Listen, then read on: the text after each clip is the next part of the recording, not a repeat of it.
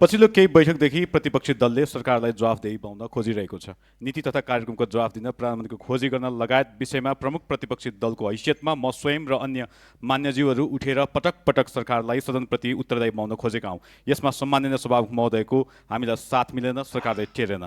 पछिल्लो केही बैठकदेखि अर्को प्रतिपक्षी दल ले यहाँ सरकार खोज्दै जवाफदेही तर सदनप्रति सरकारको उत्तरदायित्व खोज्दै प्ले कार्ड देखाइरहेको छ। सभामुख महोदयले यसलाई अमर्यादित भन्नुभएको छ। सभामुख महोदय, यहाँ बिर्सन नहुने एउटा प्रसङ्ग उल्लेख गर्न चाहन्छु। आज सत्तामा भएको दल हिजो प्रतिपक्षमा थियो।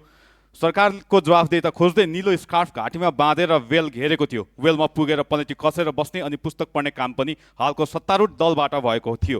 त्यसबेला सभामुखको आसन प्रतिपक्षको बेन्चमा थियो। मेरो प्रश्न, आफैले गरेको त्यो कदम संसदीय र मर्यादित अनि अहिले प्रतिपक्ष दलको प्लेकार्ड कसरी अमर्यादित? सम्माननीय सभामुख महोदय, त्यो पनि गलत थियो र अहिले पनि गलत र अमर्यादित भइरहेको छ भन्ने हाम्रो निष्कर्ष हो।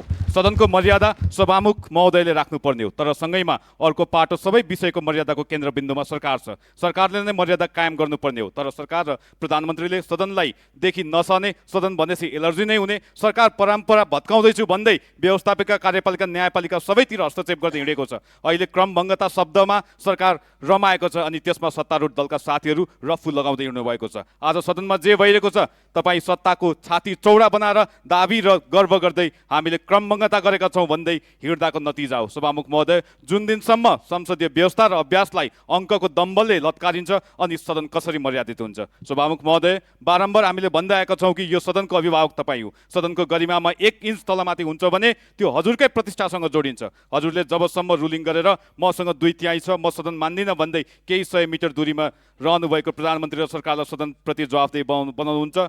हिजो निलो स्कार्फ बाँधेर विरोध गर्ने र आज प्ले कार्ड प्रदर्शन गर्ने कार्य रोकिन्न। बेलैमा सभामुख महोदय र सरकारको ध्यान जाओस् भन्न चाहन्छु। धन्यवाद। जय नेपाल।